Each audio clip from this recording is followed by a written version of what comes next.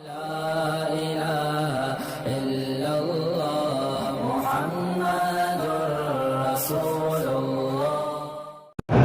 دیکھیں میاں بیوی ملتے ہیں، کبھی روز ملتے ہیں، کبھی ہفتے کے بعد ملتے ہیں، کبھی مہینے کے بعد ملتے ہیں، لیکن ہر دفعہ ملنے میں تو حمل نہیں ٹھہرتا، حالانکہ پانی تو دونوں کا ہر دفعہ نکلتا ہے لیکن حمل نہیں ٹھہرتا۔ اچھا کبھی تو سال نہیں ٹھہرتا، اور جب اللہ کا منشا ہوتا ہے، حکم ہوتا ہے، اس کو حکم دیتے ہیں کہ اب یہ جرثومہ جو ہے وہ فی قرار مکین رحم کے اندر محفوظ کر۔ اچھا رحم کو کیسے پتہ لگتا ہے کسی کو میں نے محفوظ کرنا؟ اس کو کس نے علم دیا ہے؟ کوئی ڈاکٹر سکھاتا ہے اس کو؟ باقی کو تو محفوظ نہیں کرتی، اسی کو محفوظ کرتی ہے جس سے بچہ بننا ہے۔ اچھا پھر یہ دیکھو کہ محفوظ ہو گیا، اب دوڑ رہی ہے، بھاگ رہی ہے، جمپنگ کر رہی ہے، اس کے باوجود بھی وہ نہیں نکلتا، ورنہ ایک چیز ہے اس میں اندر ایک محفوظ۔ اسی لیے کہتے ہیں بچے گر جاتے ہیں کہ جی وہ رحم کے اعضاء جو ہیں، اعصاب جو ہیں وہ ڈھیلے ہو جاتے ہیں تو بچہ قرار نہیں پکڑتا ہے۔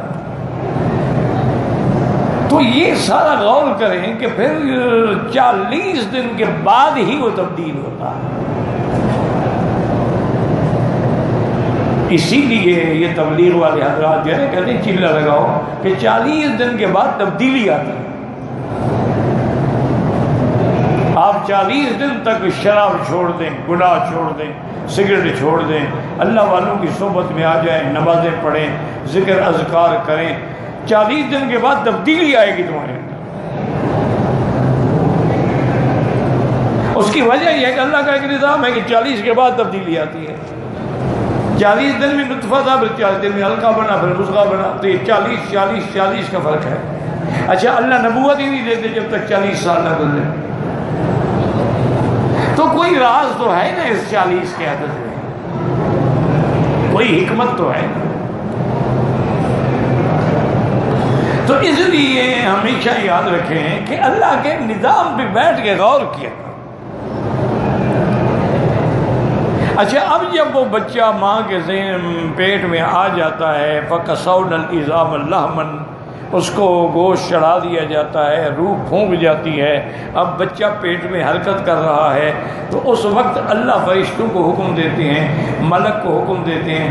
اب دیکھو کہ ملک کیسے داخل ہوتا ہے،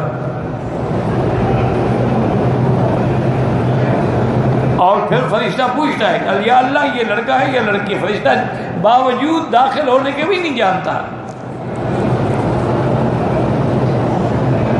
یہ تو کہتے ہیں نا کہ قبر میں فرشتے کیسے آئیں گے، اور ماں کے اندر کیسے آئیں گے؟ تم اس کا مسئلہ تو سمجھ لو، قبر والا تو پھر بھی بڑی ہے قبر، ماں کی رحم کتنی ہے۔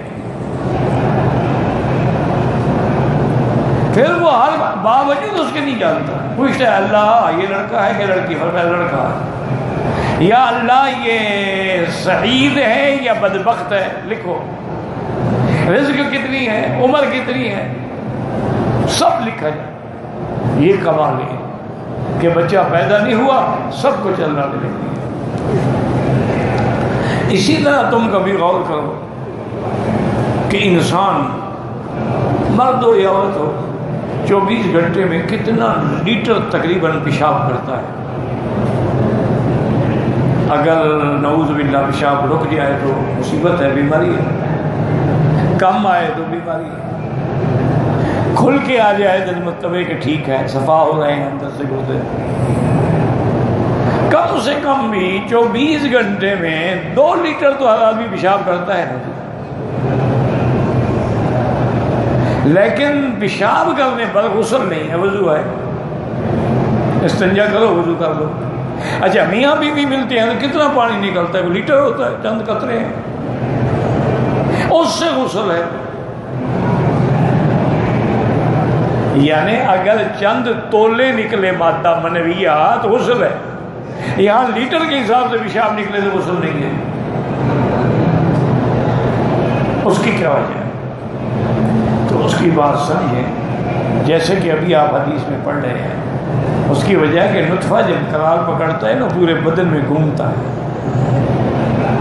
پھر جا کے قرار پکڑتا ہے، کیونکہ وہ پورے بدن میں گھومتا ہے، اس کے لیے غسل بھی پورے بدن کا ہونا چاہیے، پیشاب پورے بدن میں نہیں گھومتا ہے۔ وہ تو ایک گردوں سے آیا، مثانے میں ہے، مثانے کی بلیڈر میں ہے، اس کے بعد باہر نکل گیا، لیکن یہ نطفہ ہے کہ جو بالکل پورا دورہ کرتا ہے سر سے لے کر پاؤں تک، اور ہر تاریخ کو یہ الگ جگہ پر ہوتا ہے۔ یعنی آج 15 محرم ہے تو بھائی آج وہ نطفہ کہاں ہوگا، شہوت کا مادہ کہاں ہوگا، اسی لیے یہ علم جو ہے نا لوگ پڑھتے ہیں، کتابیں پڑھتے ہیں، تو بہرحال مانا یہ ہے کہ پورے بدن میں گردش کرتا ہے، اسی لیے حکم ہے غسل بھی پورے بدن کا ہو۔ تو یہ ساری چیزیں اللہ کے سوا کون جانتا؟ اچھا آگے اللہ پاک یہ فرماتے ہیں کہ وما تغیض الارحام وما تزداد، تغیض کا معنی ہے سکڑنا، تزداد کا معنی ہے بڑھنا، یاد رکھو۔ اب اس کا کیا مطلب ہوا؟ یعنی یہ بھی اللہ جانتے ہیں کہ رحم کو کتنا ہم نے سکڑنا ہے اور کتنا بڑھانا ہے۔ جتنا پہلے تو نطفہ ہے نا، پھر تھوڑا ہلکا بڑھا، پھر لتھڑا بنا، پھر اس میں گوشت چڑھایا گیا، تو اتنا رحم بھی بڑھتی جاتی ہے۔ تو یہ اس کی کمی اور زیادتی جو ہے اللہ کے سوا کوئی نہیں جانتا۔ وما تغیض الارحام وما تزداد۔